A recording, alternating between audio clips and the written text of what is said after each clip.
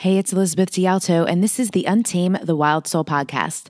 From body image, sex, spirituality, money and relationships, to motherhood, creativity, business, communication, and desire, Untame the Wild Soul is the place to come for real stories and powerful advice to help you reclaim and redefine womanhood in the 21st century.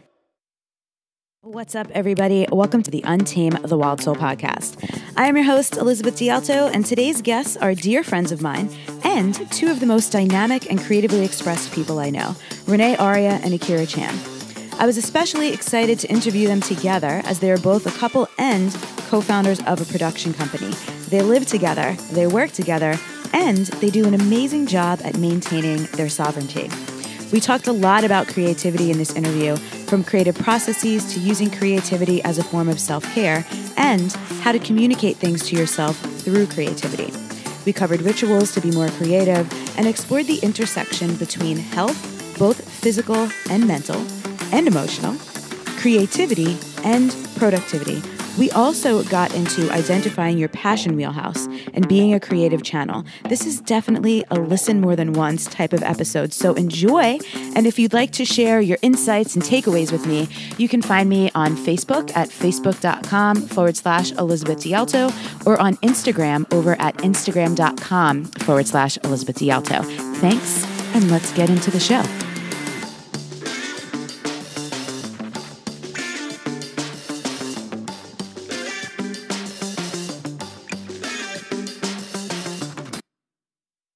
What's up, everybody? I'm super excited, as you heard in the introduction, to have our second three-way. Yes. Getting steamy up in the podcast. These are my dear friends, Renee and Akira, and they are co-founders of Rare Media. And so we're especially today going to be focusing on creativity, creative processes, self-expression. It's so freaking fun and juicy. And these two are some of not just the most creative people I know, because we all know creative people, but they make things, y'all. They take their creativity and they make things. And they don't just make things, they make epic things. So Renee and Akira, I have to ask you some individual questions first. So Akira, we'll start with you. This is our man question. What do you love about being a man? Ooh, what I love being about a man is how I get to be enraptured and amused by the woman, by women. Yeah. A lot of men say that, actually, which is fascinating to hear the answer in contrast to like some kind of like woman or female experience. And Renee, what do you love about being a woman?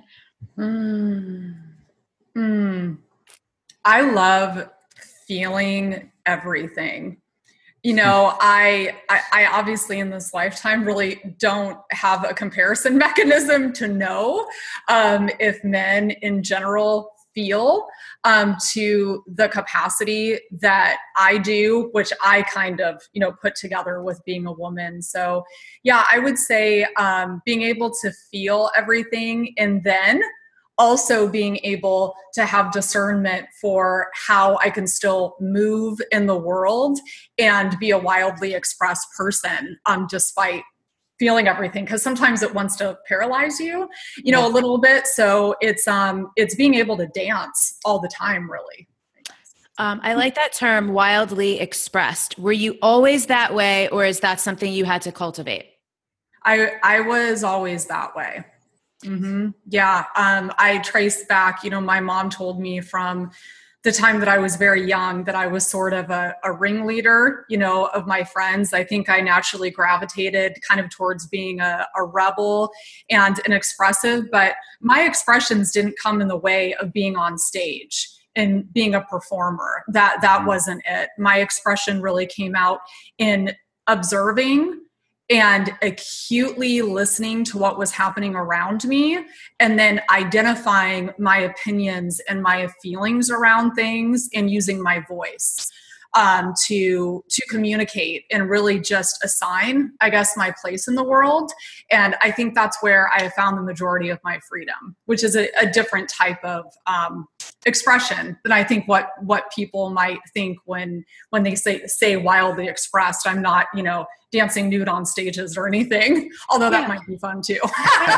And I appreciate that because you and I are very similar in many, many, many ways that we've talked. We've compared notes. Sometimes it gets ridiculous. We're like, really, you two? So, but similarly, I've never had really any inkling for performance. Right. But expression, and I think what you just said, getting clear, what are my opinions? How do I feel about things? What's important to me? And not holding back on that has always been present within me as well. Yes. And I like this exploration of the different types of expression, because I think people get attached to that. It has to look a certain way based on certain things. So Akira, how about you? Were you always, because I see you as someone who's also wildly expressed, but in a much different way, because so artistic, posting your daily drawings, all the media, like so talented. You've been posting about playing music and stuff lately. So were you always also super expressed in your unique ways, or not, or did you have to cultivate that? It's always been through some kind of artistic expression.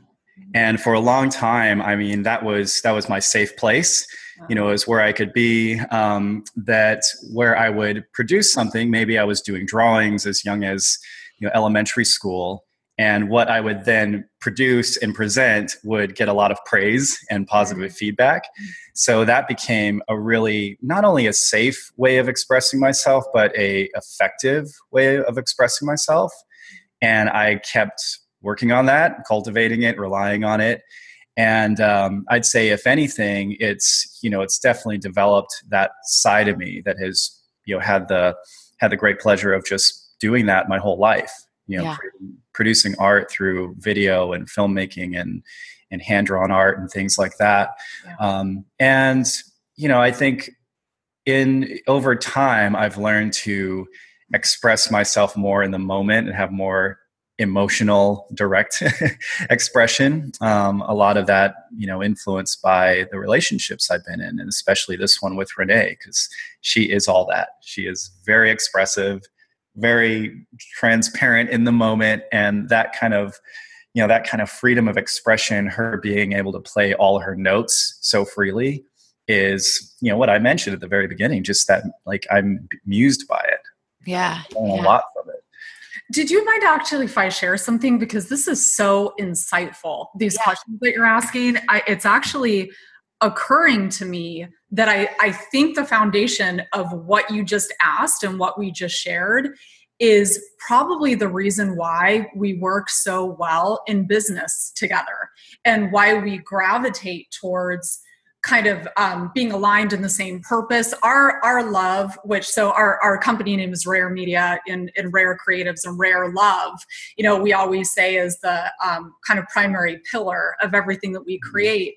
But I think within our Rare Love and within our business, that I would be the one that kind of holds down like the relationships and the vocal expression, and take care of that part of things. Secondarily, I focus on the hands-on creative part of things. Whereas Akira, going back to our roots, he focuses on the very tactile, using his hands, using your visionary work on the computer for editing.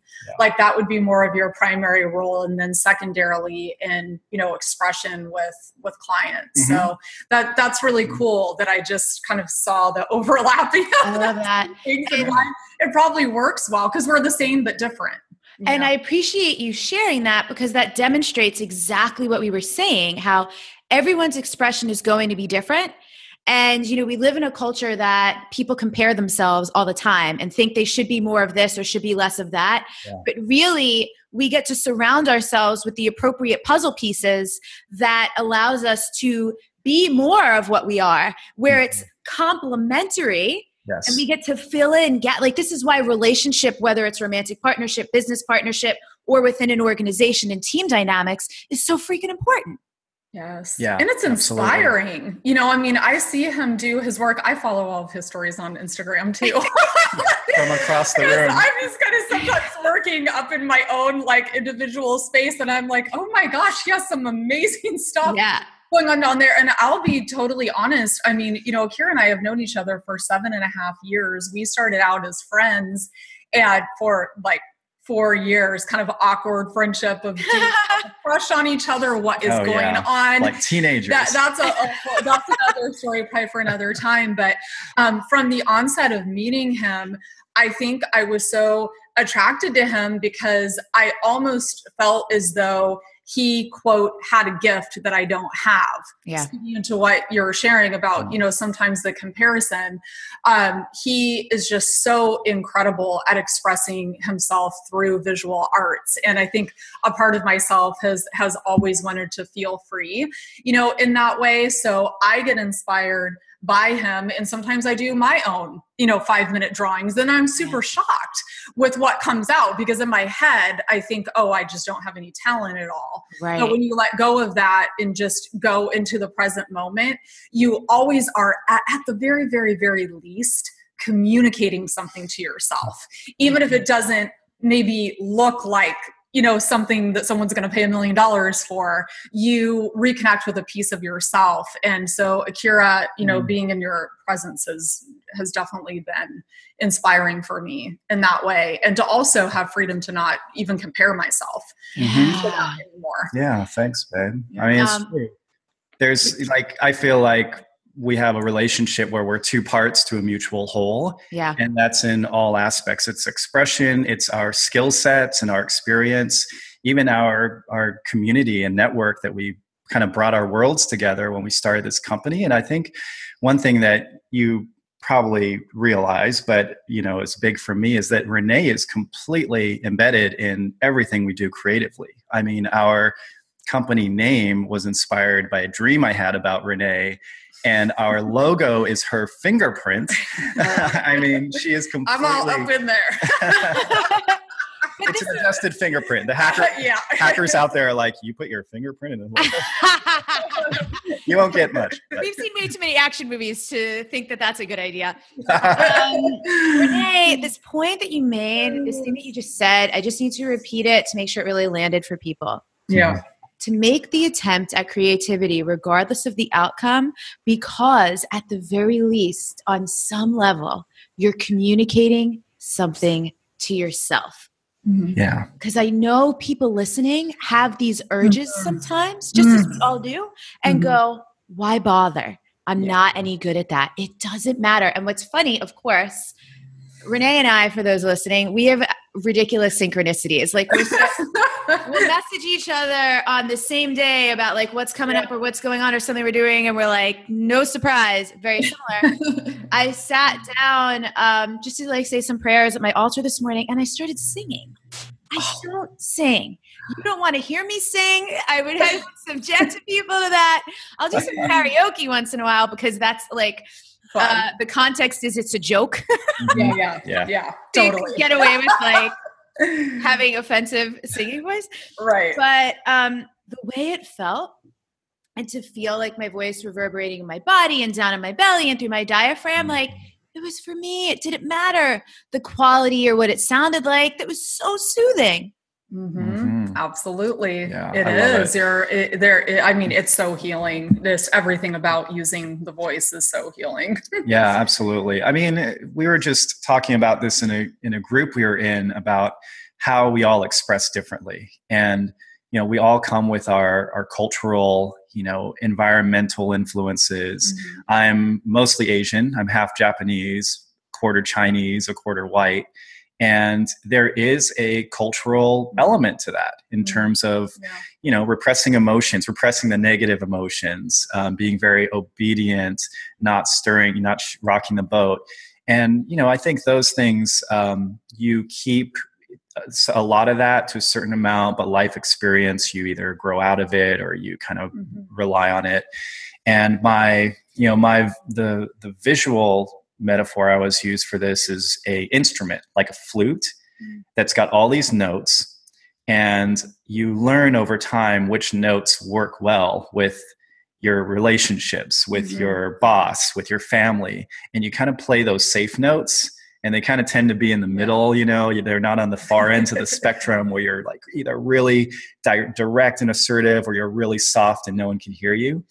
And you either tape up these notes or you just build a muscle memory around the ones that are comfortable. So my visual is always, okay, which notes can I untape and how can I expand my full instrument to where I can kind of play the full range freely depending on the situation. Yeah. Okay, I love this thread so much because one of the things I had jotted down that I wanted to chat with you guys about is the idea of being a channel, a vessel, an instrument. Oh, yeah. There are, and I think the word channel gets muddy because some people, when people think about like spiritually channeling or like channeling aliens, some people go, yo, that's too much for me, or like, I don't believe in that shit. Yeah. But we are all instruments of creativity. And so I believe part of our divine responsibility is to keep the instrument clean and to prepare and to actually train and practice the instrument so that when the creativity comes, when the muse arrives, when the idea taps you on the shoulder, whatever it is, it can be expressed. And I know you guys have so many practices. So even though your work is creative, your life is also very creative. Yes. So I'd love to chat about how you sharpen, clean your instrument, how you nourish and nurture your instruments so that it's available and it's sharp and present and ready when the inspiration strikes. Does that make sense? Totally. Yes, absolutely. Well, this is amazing because I'll just loop back around to we must have been in one of our synchronistic tuning into each other moments, because I wrote down very little in regards to what was channeling through for us in this podcast. And I actually wrote down about creative connection, and that oftentimes the rituals that you have in your life that seemingly have nothing to do with creativity are actually the very things that allow you to be more creative. So this is a rare occasion where I'm actually prepared, not totally in the present moment. So I'm sure, Akira, that you have a lot to share around this, but some of our basic practices, for instance, we had one of our friends come over the other day for a meeting, and he said, "Oh my God, did the cleaning lady just come? Like, why is it so clean in here? Is it always like that?" And we kind of looked at each other like, oh, wow, how interesting that would be like somebody's feedback. But yes, our environment is always like this. I think one way that we keep ourselves and our vessels clean and open and ready for space of inspiration is by really surrounding ourselves with visible, beautiful things that make us feel connected to ourselves, make us feel connected to each other, and allow us to feel free and healthy. So our home environment is a really big piece of that. And so is, this morning we got up and went to the gym together. I'm over 5 months pregnant. I'm the only pregnant person that I've seen in the gym thus far. But, we left the gym and we were just talking about, God, doesn't this feel so good to start the day off like this, from a place of being totally grounded and completely connected, like cellularly activated. So, for me, that's a really big thing, like staying in the body and staying healthy, in the body, so that we can ground in, the creative ideas that are coming and not just get whisked away into like psychic land, where nothing is getting created. So those for me are a couple, and maybe our dates you could share about that, because that's really we do have awesome weekly dates. I think it all just falls under the category of routines. And we do have, living together, working together, we have rituals and routines every day that can be as just simple and straightforward as going to the gym, to ones that are, scheduled, like a weekly date night where we'll go and walk on the beach and catch up on our week and just have our time, off devices. And those things do a lot, and they're not loaded with a whole lot of meaning making or, intention. It's just us spending good quality time with each other, focused on each other. And the money dates are pretty cool. Money dates? Yeah, that's something we've kind of changed our weekly date to a money date right now, where we're working on, it's this program where we're deprogramming ourselves from anything in the past, like our family's kind of limiting beliefs around money, which is super interesting because I, to be honest with you, kind of had, I don't need to do any work there. I mean, like we're doing really well in our business. You know, it's not like I wake up in the morning and feel like I'm financially stifled. Right. But I actually found this program that I bought 2 years ago. And I just really had a sense that it could be something cool for us to do together. And it's been blowing us away. We like every Wednesday night, we light candles and we kind of set, you know, the whole ritual stage. And we've had some super deep conversations about just psychologically, you know, our connections with money. And that in turn has been super creative for us. I mean, I think that that was actually one of the catalysts that kind of opened the door for some of these larger projects that started coming through. Yeah, absolutely. I mean, I think the creative connection opportunity is everywhere. You know, it's just a matter of how you approach things and your presence with it and what you do with yourself, you know, in the process. You know, I think what's worth mentioning is sometimes there's a disconnect between creativity and structure and some things that are required to run a business. And my personal journey, you know, I was kind of an artist. I knew I wanted to do something creative, got into video and filmmaking when I was 16 and knew that's what I was going to do. Finally started to get paid for it as a freelancer when I was, 18, 19. And I've just kind of, like had a meandering path of a career up until recently when I decided to start a business and not be a freelancer anymore.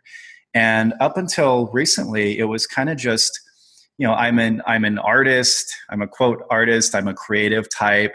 I could kind of, one night I might want to stay up till 3 doing my thing. And then another night I'm going to do this. I've always been reliable and very committed.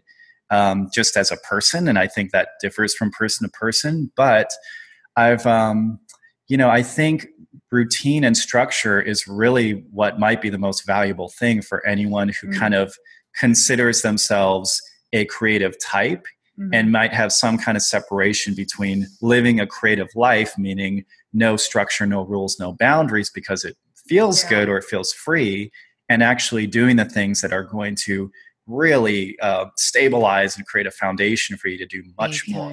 Totally. I kind of got the image when you were saying that, almost like a kind of the creativity of being a pencil and like the routine and structure part being like the pencil sharpener. And how, I mean, it really does. These like structures and routines, they make your art better. They make it more concise. They make it more powerful. They make it more directed. And therefore, you feel more empowered. You actually feel more connected with your work. You're in greater ownership, with what you're creating. And I just think that's super important at the end of the day. Building character, no matter what, is always going to be almost my end goal. With everything. I want to leave this planet knowing that I absolutely continued to become a more integrous version of myself, so every opportunity that we can to do that, I think is important. I love this point because I just wrote down 4 words that came up in the last few minutes between both you, Renee, and Akira: focus, commitment, routine, and neither one of you use discipline. So I'm going to toss discipline in the pot. These are not sexy words. These are not words that creative spirits want to hear. Akira, you said the magic word, which, you kept saying like recently, it's been a couple years now that your company has been established, correct? Yes. Yeah. 3 years. Okay. So it's not like a couple months ago. I just wanted to put that in context for people. And again, similar on the trajectory. So Wild Soul Movement is technically a little over 3 years old now. I started developing it in the fall of 2014. And it wasn't until I started embracing some kind of structure that was around focus, commitment, and routine. And the routine might change, but it just looks like I just give myself some space every day. You know what I mean? Like, or whatever it is. So I want to come back around. Akira, I know you have some daily, like you do your Instagram stories, your daily drawings. Yeah. I know that you do daily creative things that aren't directly related to like video or production or filmmaking. And I'd love to hear a little bit more about that. because I think sometimes people are so weird. They feel like they're betraying their craft when they do other things. You know what I mean? Yeah. Oh yeah, I got a lot to say about this because from day to day, from one day to the next, we've got an average of 6 to 10 projects going on. We're editing a feature documentary right now, working on a music video. We're helping a pretty established client with their new launch, so we're producing videos for them. All really intensive, hands-on film production. Mm-hmm. And thankfully we have a team and an excellent project manager, and all of that is happening. But I'm still looking at a good 10 to 12 plus hour day of hands-on work, keeping things going, making sure things are running properly. And so everything I do on social media is kind of like my turning the steam valve, like releasing, let me take a 5-minute break and just do something silly to amuse myself. And you use the Pomodoro app. Yeah, which helps a lot for that. There's a technique. The Pomodoro is just the name that was chosen for this technique where you are 20 to 25 minutes on focused work, and then you take a 5-minute break. And you can do that the entire day. And I have an app that simply rings an alarm after 25 minutes and starts a 5-minute countdown. So I'll get a drink of water, I'll do some exercise, I'll record an Instagram story. So at the end of the day, I could see how it might be perceived that I've got a lot of free creative stream of consciousness time, when in fact, if you add it all up, it's probably about like under 10 minutes. It's all of his 5 minutes. And that was big for me because I was seriously like sitting down and not getting up for 4 hours. And I was going the entire day. At the end of the night, I was exhausted. I was waking up the next day full of stress around everything I had to do. And I had this huge blind spot, which was just take breaks throughout the day. Don't try to tackle the giant all at once. Mm-hmm. And, I think that's me using social media the way I want to use it. Like it should be fun. It should be for amusement and entertainment. It can be very insightful. And I do spend a lot of time tracking what's going on with people's lives, but for the most part, it's like my release valve. And I love that. We're actually on a 21. Actually, can you hear me that real quick? Sure. We're doing, a strategic coach. Yeah. Right? Okay. So this is a 21-day positive focus workbook from Strategic Coach. It's really cool. It's actually, speaking of creativity, it's practices where every day you just go through your achievements and the reason why they were important to you. Cool. But it's utilized so that you can feel more confident about yourself and what you're doing every day. And then the confidence actually fuels the creativity, which fuels more abundance and prosperity. But since we're doing this 21-day program, Akira and I actually just yesterday decided that we're doing kind of a 21-day social media cleanse as well. We still feel like it's important for our expression to actually post, to share a valuable insight or opinion or piece of artwork, whatever it might be, but we are not in the news feed. We're not liking, we're not scrolling, that's like off limits for us right now, because we just are in such a place of more inward focus at the moment. So I think it's important to kind of have, just check-ins with yourself. And, if your time is really being aligned with what it is that you most want to create, This is huge. I think that at this point, and I realized this more than ever during my recent enrollment period for Wild Soul Movement, whereas I think social media used to be like this cool thing, now it's like embedded. It's in mostly everyone's life in some way, shape, or form, who has access to mobile devices, laptops, phones, and things like that. And so I think it's crucial to curate. How are you engaging with social media? And I'm with you guys. I primarily use it as a tool for expression, connection, and communication, and not so much like keeping up with what's going on with people. Right. I used to use Instagram a little bit more to like be inspired by things, but there's too much temptation for other things for me in like the feed of Instagram. So if I ever want to create some kind of like vision board, mood board, or be inspired, I'll take that to Pinterest because I don't really use Pinterest for anything. I'm not engaging with anything. I'll just straight up pin stuff. Like if I want like a collection of something, like I'm moving into a new place in 6 days by the time we're recording this. Actually, your interview is going up. We're turning this one around. Your interview is going up the day I move on the 14th. Oh my God. All right. That's amazing. I love it. I'm looking at lamps and things and furniture and like design and room layouts. I'll do that there. So I could take the inspiration, but put it in a place where engaging with it isn't going to have any other risk for with my focus. Does that make sense? Oh, Absolutely. totally. So you're putting the boundary and the structure around it. It's super important. And because we do media, I mean, social media is one of our megaphones. You know, it's one of our distribution networks. It's our studio. And the thing is, I That's think very cool.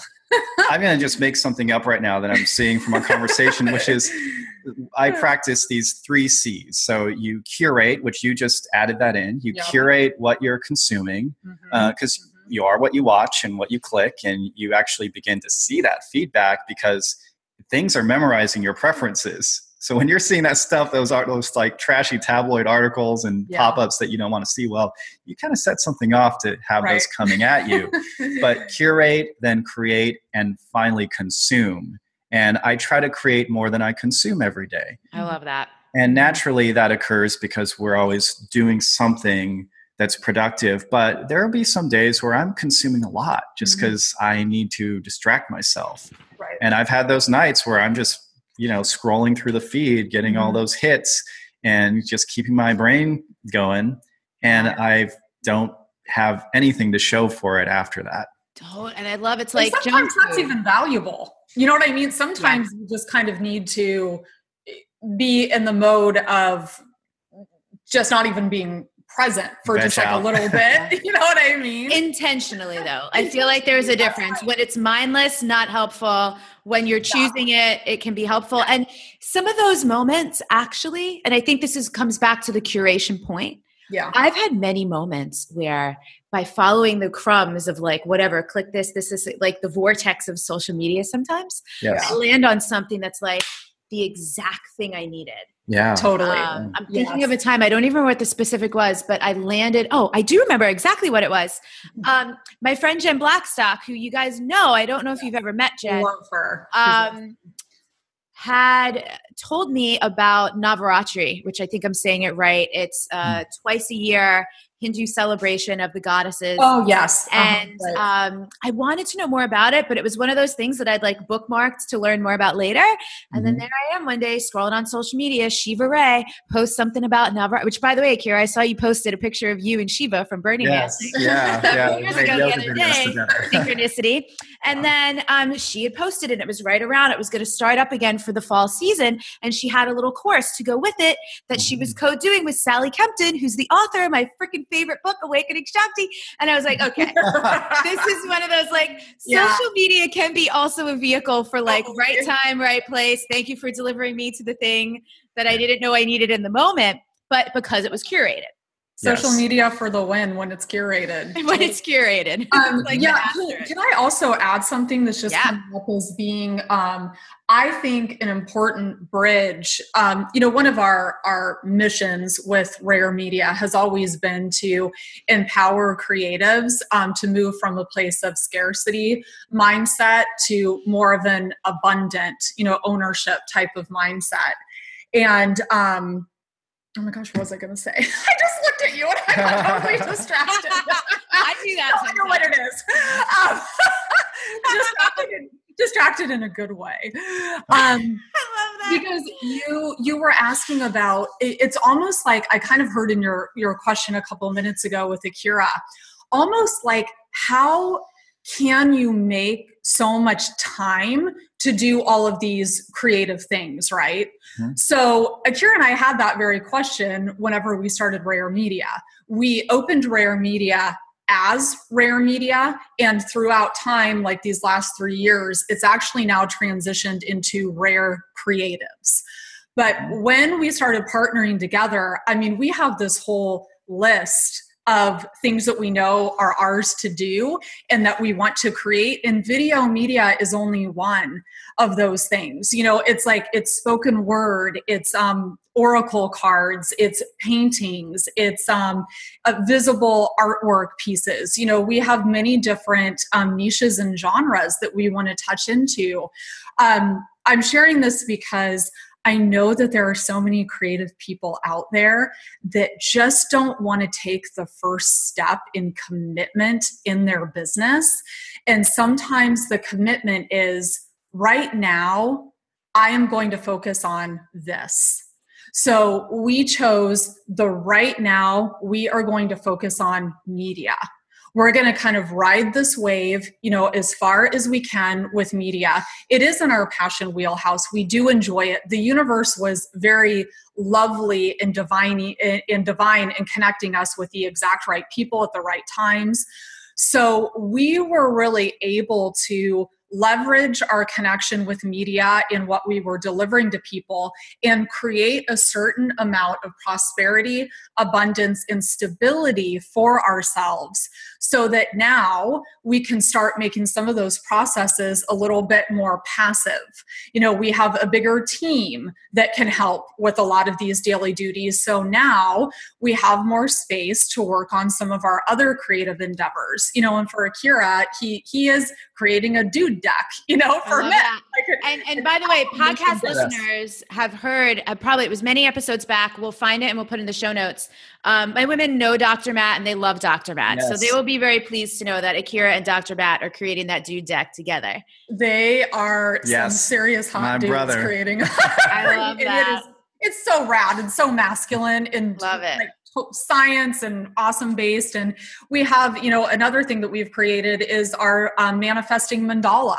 I love that. I still need to get one of those. It's like I don't even think some people probably even know all the different things that we're doing. But here's the thing. It's okay with us that they don't know that it's all us. People don't need to know that right now. We just need to know what we're in tune with creating at each time, leveraging it in the smartest way possible, and knowing that there will always be time if we continue to stay present and stay aligned. There will always be time for these other endeavors to make themselves more known. Yeah. And you know, this comes back to what we were saying earlier about being a channel, being an instrument, being a vessel. Mm-hmm. When you truly are just committed to allowing whatever wants to come through, you don't have that ego attachment that people need to know it's us, or that it needs to be getting a certain amount of notoriety, or that, you know, it needs to be this level of success.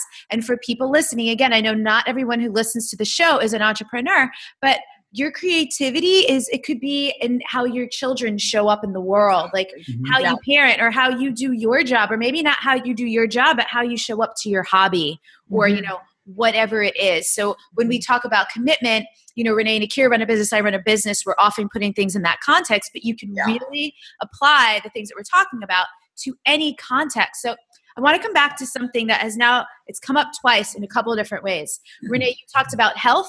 And you've both mentioned stability. And health, literally your daily healthy practices, and, you know, stability creates health. How does health of an organization, a household, and a body contribute to creative expression, or even just self-expression? Oh man, you know, that is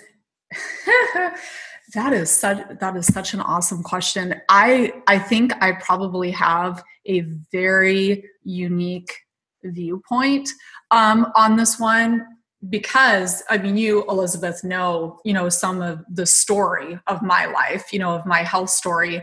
I would say that you know, one of my cards that I was dealt, you know, in this life has definitely been a very challenging and also very empowering relationship with my physical body. And I have found myself in the last decade, I get really triggered, but like not even in a mental way, in a DNA way, when people say the phrase, if you don't have your health, you don't have anything. I mean, I'm sure you've heard that before, right? Yeah. And for me, I just know that that's not true, because for the majority of my life, I really have not had my physical health. I aspire to always be as healthy as I can possibly be, given what I have to work with, which is why it's continued to be so important for me to have all these stability exercises. But I think the bottom line for me is that I have probably created some of my deepest bodies of work from a very diseased place in my physical body. Kind of like, Frida Kahlo.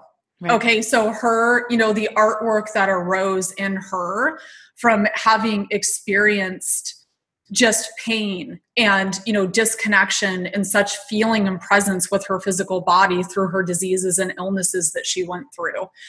So I have a very deep reverence for what the body wants to communicate to us and what we choose to do with it and how we choose to relate to it, whether or not we're in perceived health or non-health. That being said, I do have great respect for both ends of the spectrum. And for me, it's just very important to try to keep myself as healthy as possible so I can have as much vital energy as I can to put my artwork out into the world.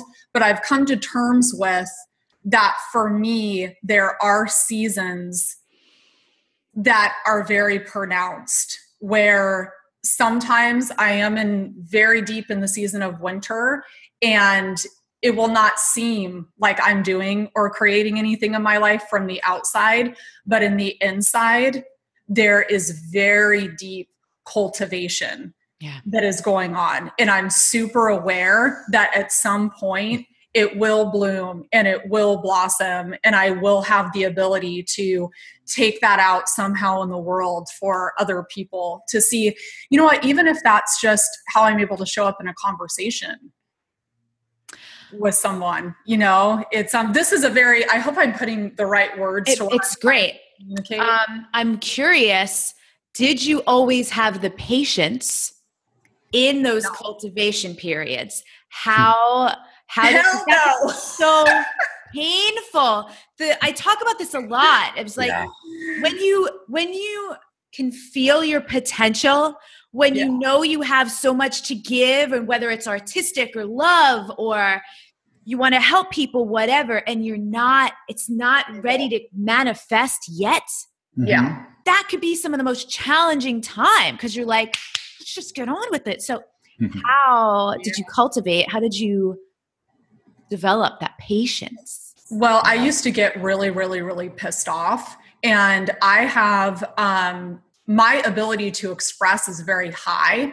My ability to experience destruction is, I would say, infinite almost. Like I just can so relate with Kali, that energy of the Kali. And I think at some point, I believe it was near-death experience number 3. On that one, I had been bedridden for 2 years. And after you've had massive brain surgery, dealt with losing functionality completely of one side of your face from facial paralysis after brain surgery, to then after all this, almost, a decade later, be bedridden, when kind of for me, I felt like the only thing I had left was the ability to freely move about the world. That was a huge part of my expression, to be able to hike, to be able to jog, to, be able to do my errands every day. For me, when I was left not being able to do any of those things, I became so inwardly destructive because of my lack of patience and because of my anger towards the situation, that I became so suicidal. I mean, it was just why have I gone through all of this to get to where I am right now? I was very, very angry. I was very angry at God. I was very angry at myself. I was pretty much angry at everything. And one day I literally said, that's it. I want to die. Like that's it. Like, this is it. This is my portal. I see the opportunity. The gateways are opening. I choose that I no longer want to be here. And I actually had a funeral for myself where one of my friends came over and did this entire funeral ceremony for me. And I woke up the next day and I just thought, like, oh my God, like, what did I do? What did I choose? And I just remember being down on my knees saying, I don't really want this. Like, I really, really don't want to die. Please align me with life, align me with everything that I need to do, every way that I need to think, every way that I need to feel to be connected to the source of life again. So as I kept saying that prayer, I feel like I was just given tools to understand that the same energy that is that vast and that destructive is the exact same thing that is that vast and that life-giving. It's energy. It really, really is energy. And if I can tap into the passion and the fuel and the rawness of everything that I was angry about, I could somehow be able to almost create like a whirlpool in an opposite direction that could bring me closer to experiencing life in a deeper way. So yeah, that's it. I've never even actually shared that before, ever. You probably have never heard that. Yeah, that was my... I love the I've never shared that before moments on the show. Not surprisingly. The first. We love first. That was the first. So thank you for sharing all that. And actually, in sharing that, I made myself a note. I'll vox you about it later. Okay. I remember something when in September 2015, right around my birthday, it had been stirring for months, but I was really feeling like I no longer resonated with being called Liz. And I wanted to be called Elizabeth. I had a funeral for Liz on my birthday. Oh, wow. That was my birthday party. Imagine you get that invite. It's like, hey, y'all, you guys want to come to the funeral for Liz on my birthday this year so Elizabeth can be born? Totally. Yeah. So shit spiritual people. Totally. When people call you Liz, like, oh, she passed a year ago. Yeah, exactly. God bless her soul. For 2 years. May she rest in peace. I want to share something about health because I thought that was a really profound question that you asked is how does your health support what you do creatively? And I actually want to say something about mental health because I feel like physical health is different from person to person. We all have our different body types and our different comfort and, we all have different goals and mental health has been just in the spotlight. I mean, Chris Cornell and Chester Bennington, musicians that I grew up with and loved, committed suicide. And it all points towards mental health. Yeah. Some of it points towards addiction, which we're working on a project around addiction right now and all the nuances and how much it has to do with psychology and trauma and everything and sensitivity. There's a link between art, artists, sensitivity, and a tendency towards addiction, which this film project is all about. But mental health, I'd say, is one of our biggest learning curves as a culture right now because what we were talking about with social media and the ways that we fracture and fragment our identities. I got to be this way to the public, but I'm really feeling this. Or I'm feeling this right now, so I'm going to just purge it all out on the public forum and see what happens. Sometimes I log on to social media and it's either looks like an endless survey, what's everyone's favorite color? Why are you doing this? And why are you doing it? Or it's this therapy session. It's like an endless circle of, therapeutic counseling. And I look at it and go, wow, that's really interesting. Like people got a lot to say in it and people are seeking a lot of advice that validation and reinforcement that I would like to think that it would be like if it shut down for a day, we would be able to generate the answers ourselves and not be completely lost. It's so important. Amen. I need to pause and interrupt you. So everyone listening, if the outlet of social media were to shut down for a day, would you be able to generate the answer yourself? And again, you guys, with the synchronicity, just this morning, I hit archive on my free Facebook group, which those of you who listen to the podcast, you might know this because we had almost 5,000 people in that group. And it just, you guys know me, I get the directive from my wild soul and I'm like, this doesn't make logical sense, but if you say so, I'm going to do it. And I got that hit last week that it was time to close that group. We're still going to open it a couple times a year for focused, intentional, specific things in short periods of time. But there were women who were disappointed because they're like, this is kind of like my virtual clubhouse. Where do I go now? And I think, Akira, this is the thing. Well, if you don't have this, where do you go? It's not just about reaching out, but how do we all reach in? How do we source these things within ourselves? We all need support. We all need tribe. Yeah. But I love that question. If it was to shut down for a day, how would you source that? How would you get that hit or that information or that guidance from within instead? So thank you for saying that. Keep going. Yeah. Okay. Oh, that's really good. So yeah, that's exactly right. And we work, I think we have the benefit of genre hopping because we work with so many different clients. We work with a lot of best-selling authors in health and wellness and nutrition. We work with others who are in tech and who are, in personal development. So we kind of get this really interesting tapestry of people who've built a very specific, very successful businesses on preaching one message, or maybe it's one overarching concept, and it's all about futurism and technology, or it's all about, functional medicine or whatever it is, right?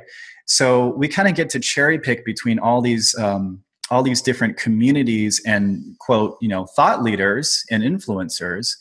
And one thing I notice is there's an interesting thing in terms of branding. Like when you start to carve out your path, it's a double-edged sword because you begin to get known for a particular message or something that people can rely on, whether it's a political viewpoint or whether it's a type of, product you're producing. And I believe that, because so much of that is public these days, that people tend to box themselves into their brand and be very careful. What you just demonstrated, what you just explained about pulling that Facebook group down, that's bold. A lot of people would think their whole business and life would fall apart if they did anything that felt like it was coloring outside of the lines of the brand they've built. And I feel like that's the one thing I'd like to see is expression and freedom to express, breaking out of some kind of perceived, I got to be on brand with my opinions, with my voice, with whatever I share. Yeah. And again, to always be drawing this back to those of you listening who don't have a brand, it's just your persona. It is. It's your personality. It's it's the role you play at your job, in your family, in your community, right? So I'm the person who feels this way. This is why one of our, we have a manifesto. And one of the things is I reserve the right to change my mind. Yes. That's because awesome. It's, if you're growing, which if you're listening to the show, you're on that path, right? All of our guests are like expansive type of growth oriented or creative or service oriented people. Yeah. You're going to change your mind. And sometimes you're going to change your mind about big stuff that is going to rock the boat, whether, again, that's in your business or in your company or in your family or your community or whatever. And those are the moments, those are the freaking moments that could open up like massive possibility, or that could shut you down in a way that causes a lot of pain for a long time if you're not willing, because it's clamping your truth. Totally. I think a big part of that is, when you're saying reserving the right to change your mind, I think a really big one, and particularly probably for women, is reserving the right to change your role that you have in someone's life. And again, this is probably true, for many men as well, but I'm relating it to a woman because I am one. I think women can get so used to the roles that they have woven themselves into and that they are now expected to play, even if they are draining, they are outdated, they are no longer serving truth. That to me is a huge part of the becoming, constantly becoming into the womanhood, is, really kind of taking a look around and assessing, these roles that I'm playing. Are they real? Are they relevant? Are they current?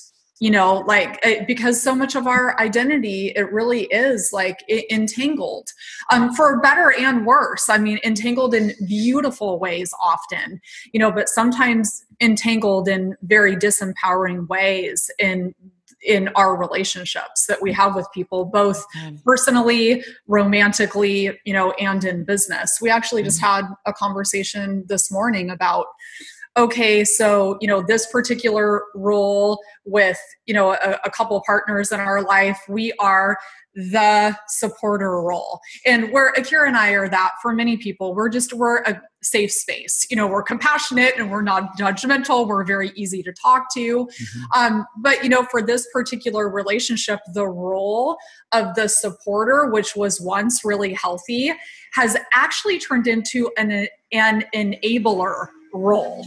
So it is no longer healthy. So we have to define boundaries and new parameters at this point. So I think that's important, to take an inventory, a role inventory. Yeah. And even again, to come back to health, that's energetic health, that's emotional health, that's honoring and that's respecting yourself to get things back to whatever is like the harmonious, like equilibrium in your own life or your organization or even your relationship, right? This is exactly super dynamic. So I love that. Thank you for sharing that. So, very nice. To wrap up. Okay. I haven't asked this question in a while. I used to ask it a lot, but I'm going to ask you each your own answer.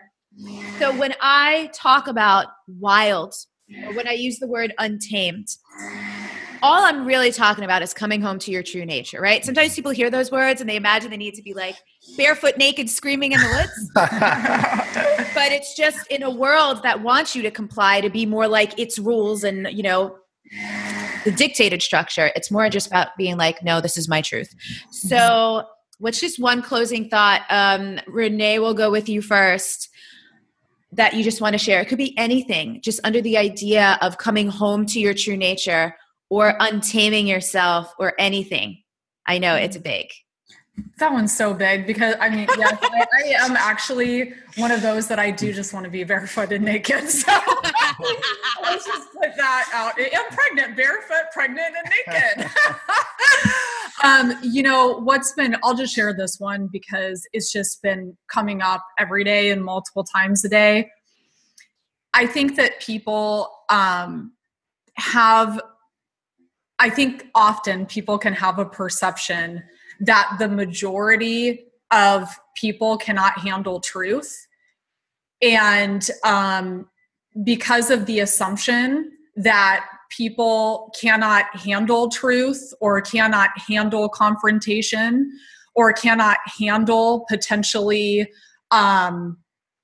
messy, kind of situations, I feel like oftentimes we get very used to saying just the easy thing or the thing that we want, that we think the other person wants to hear, so that we can be at peace, or, we can be in agreement, or we can be at ease with someone. And I just don't think that that's a very truthful and integrous way to live. I feel like it actually, not only holds yourself back, but it really holds the other person back, at the very least, by your perception of them, that they wouldn't be able to handle something. So what that boils down to for me is just being very truthful in my communication with people, being very straightforward with a no, very straightforward with a yes, very straightforward with the true why. If they ask what the why is, to be very direct about it. There are tactful and graceful ways of being completely honest and transparent. So I'm a stand for that. I would love to see more of that in the world. I would love to see less people feel stupid. I don't feel that the majority of the people on this planet are dumb. And I think a lot of times that we get, oh, mediocrity, or, oh, those people, and it's like, you know what? No, you're really going to get the response back, based on the way that you're treating them. Yeah. So why don't we give people an opportunity to rise? And I just think honesty is a bridge for that. I love that. Yeah. I just got mesmerized by Renee. For those listening, you can't see it as much as those watching. You can see that now. Once in the interview for each person, they've become totally memorized, but mesmerized by the other. That they're like, wait, where am I? What's happening? I love it. She's also giving off these pregnancy hormones. I do have a lot of pheromones happening. We're having a baby at the end of November. So anyone listening? There's a lot going up in there. Okay, we'll bring you back. Okay. Any final thoughts on untaming yourself or just like coming home to your true nature? Yeah. Well, I mean, even just those words feel so liberating for me because there's something I kind of grew up feeling were not in my nature. I was so obedient and I was so careful and achievement oriented that I really did a good job of, doing things right and pleasing everyone else. So at this point in time, I'm 36 now. It's been about just liberating myself little by little. And here's the thing. I think, life and living and everything that falls under that category, love, relationships, career, all of that, it's a work in progress. Like we're never going to finish it. We're never going to perfect it and deliver it and be done and, peace out. It's a work in progress. And some people barely even are able to get the opportunity to begin or live a long life. So, I take the pressure off of myself. I think it's really important to refine yourself and to grow as a person and to be impeccable in at least a few things. Like really do a good job and be impeccable with your writing or your relationships or, whatever it is you do. But don't put all that pressure on your personal life, I mean, what I love about being untamed or being wild, having your soul be wild is it can be messy and that's okay, because that's the thing. You should be having fun along the way and you should feel free to step out of your box and just be with it. Yeah. So that's I it. love that. So I wrote down while you were talking, your life is not a deliverable. Totally. I like that. Thank you, Akira. So everyone listening or watching, this is episode number 183. So if you go to untameyourself.com/episode-183, you can find the show notes. We're going to link up to all the amazing things that Renee and Akira do. You can follow them on social media. Akira, I highly recommend following Akira on Instagram. That is my favorite place. You're on Instagram. So we'll link up to his Instagram. Renee, where do you prefer? I love it on social media. I would say that my greatest expression is in Facebook Lives. Cool. And you do that from your personal Facebook, right? Yes, I do. Okay, I tried the whole link up to business your thing. Facebook It's page. my personal Not Facebook your jam. Great. Great. Yeah. So thank you guys so much. Of course, it was juicy. I Thank you. knew it was going to be. And there were like 75 synchronicities. I know. I love calling that out. We love celebrating that stuff on the show. So again, thank you, Renee and Akira. Thank you for all of you listening and watching. As always, I'm just going to remind you to subscribe if you're listening in iTunes so you don't miss an episode. And we'll talk to y'all later. Bye. Thanks, Elizabeth. Bye. Thank you. Bye. One day, I found a lump on my neck and I went to the doctor and had it tested and I was really fearful. And then the doctor diagnosed it as stage 2 lymphoma. And my friend was still sick at that time. But when I received the diagnosis, one of the first thoughts in my mind was, now I get to take care of myself. Wow. Yeah, it was like the cancer had given me permission to now do the stuff I needed to do for me.